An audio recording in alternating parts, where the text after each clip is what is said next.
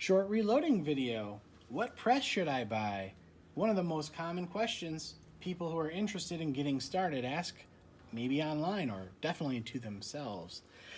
Uh, Normally, the answer I see online is, for lack of a better analysis, buy the press I bought. Okay, well, this video can be 30 seconds long. Buy this press. Haha. No. Uh, when you're new to a hobby, you don't usually know maybe what questions to ask unless you have maybe a friend who's kind of big into the hobby and they kind of have already brought you along a little bit. So I will attempt to be that friend for you real quick, um, and give you some of the questions that you need to ask for yourself and you need to answer for yourself. And maybe you have to think about for a while before you know your answer. Some of the questions that are pretty important, in my opinion, is what cartridges do you plan to reload? Are you mostly a pistol shooter? And maybe you have a passing interest in reloading 9mm and 223 because perhaps those are the cartridges that you cannot find in the store right now? Are you shooting an M1 Garand and you need Garand safe ammo and you don't want to pay for the Federal American Eagle that's set up for the Garand? Or maybe you got an M1A and you're not comfortable running factory 308, something to that effect. Are you a precision type shooter or a long range shooter, or you want to be, and you're going to go buy a 6.5 Creedmoor or 6 Creedmoor, whatever, and you want to be able to mess with seating depth, or maybe you're into AR-15 performance 6.8 SPC2, and you want some spicy hand loads that are way over the 6.8 factory loads that you get from like Remington and Hornady. Those are very important questions that you gotta think about, and you don't have to have a definitive forever answer. You just need to kind of know, are you into precision, long range stuff, hand loading? Are you just bulk reloading for competition? Are you gonna be loading like lead bullets just so you have some cheap stuff to run, because you can't find ammo or something to that effect? It's important because this is a small press. It has a 3-inch window. A 30-06 case is taking up most of the space, and I have to thread this guy in there, right? I started out reloading 30-06 for an M1 Garand when I bought the M1 Garand. This press is from my dad. Thanks, Dad. I appreciate it. I bought a second one that was just the same from a gun show. A guy wanted $50 for it. So, I mean, $50, guys, that's pretty good to get started. There you go. But that's as big as I want to go in this size press. It's 30-06. You might be able to like sneak a 7 Rem Mag in there. I wouldn't go much bigger than 30-06 type cases. That long action, okay, on this size press. What volume do you need to shoot? Are you going to be shooting, I don't know, 1,000 rounds a year, or, was that, 80 rounds a month maybe? That's 4 boxes of rifle ammo and maybe, or 2 boxes of pistol.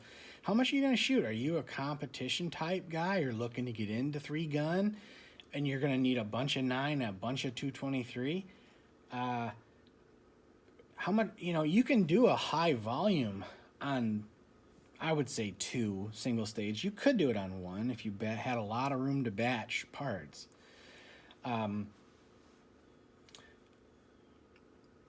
Okay, so volume. Are you just hand loading some 6.5 Swede because you don't want to run, factory ammo? Or maybe the 6.5 Swede ammo you buy at the store is a little wimpy because some of those chambered rifles are from 1890 and they are not the best steel. So how much are you going to reload, or you think you might reload? And how long do you have to do it during a day? Are you able to come out and reload 40 of them, get bored, walk away, and come back 2 days later and do another 40?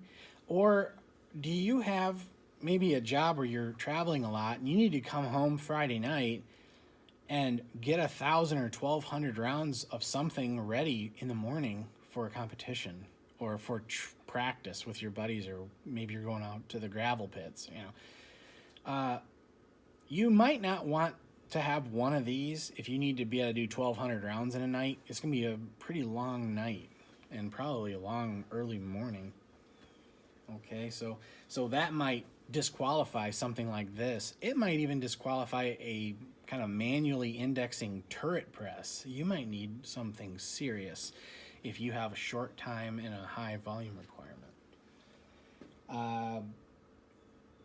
Obviously, you're going to need to come to a decision on how much money you can drop at the beginning.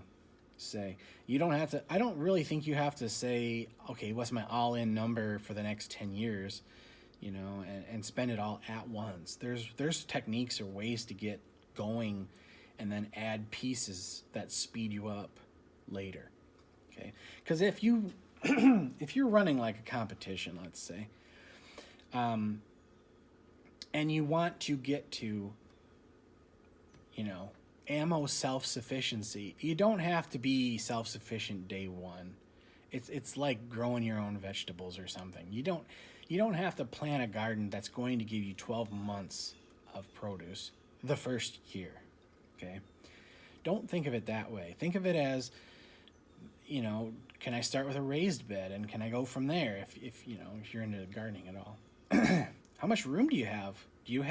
Are you going to be strapping this to your kitchen table, this piece here, and clamping it down and running it because you don't have any room, or no garage, no den, whatever?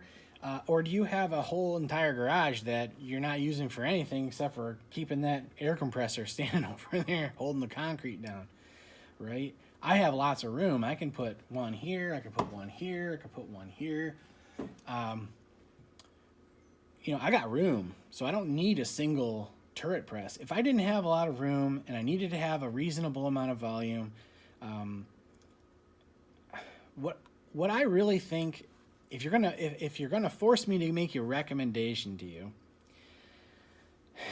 because I know you are, if I had to do this all again with my level of reloading, like I said, maybe 4 boxes of rifle ammo a month is my average, and that's probably high. That's the capacity I want to have. I would probably look at the RCBS turret press myself. That's not a knock on Redding, Lee, Dillon, Lyman, anybody else. I am kind of comfortable with RCBS. That's for me. I think the Redding products are always great. They're usually expensive. The green is pretty on them. I'd be looking at used. I'd be trying to find used, single stage or turret. Be careful with any kind of automatic, like a progressive, when you buy them used. Usually used is a good price, but you got to be careful that there's all the parts are there. That, some of those things have like arms that are very specifically shaped, and if they get bent by somebody who's maybe not really good at what they're doing, you just get into buying parts, and it's expensive and whatever. And you can do it. People do it all the time. I got buddies who buy used equipment.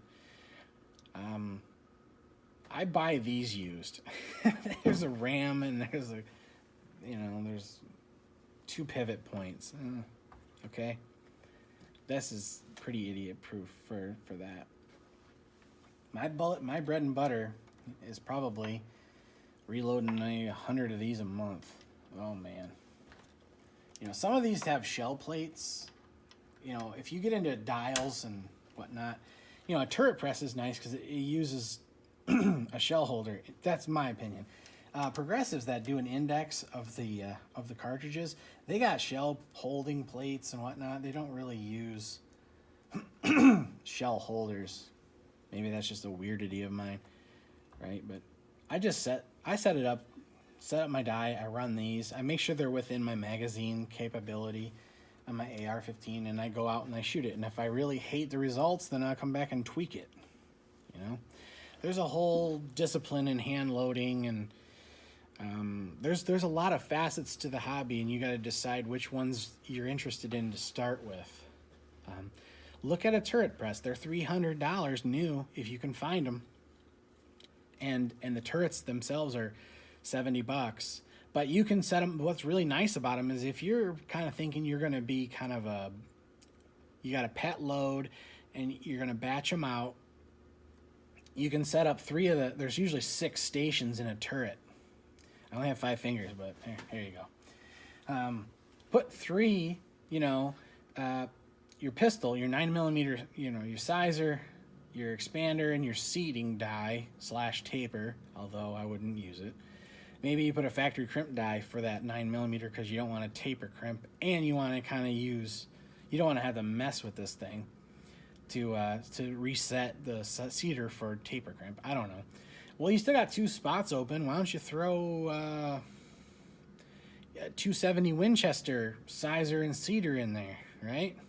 Well, now you've filled it up, and they're set forever. Because let's say you want to do some 223 now. Well, take this turret off, set it down, grab your other turret that you bought extra, and again another $70. And put your 223 dies in there and run those, right? So, I mean, that's how you could do it. If you wanted to be able to adjust these easily, you could buy the competition sets that have like a micrometer seating dials. And, you can throw as much money at this as you feel like it. This here, my intro video, if you look at that, I have in the bottom some estimations of how much money you're going to dump into this stuff. And I think it was like $400 to get going, reload the first 100 rounds of whatever. Not something super exotic, but dyes, brass, powder, primers, some bullets. It's like $450 to maximum to get going with kind of what I got. Maybe just 1 press to start with, but okay, I hope that helps you. This is a long video for my channel. I don't like making these long videos. I want to get back to just doing simple, short videos.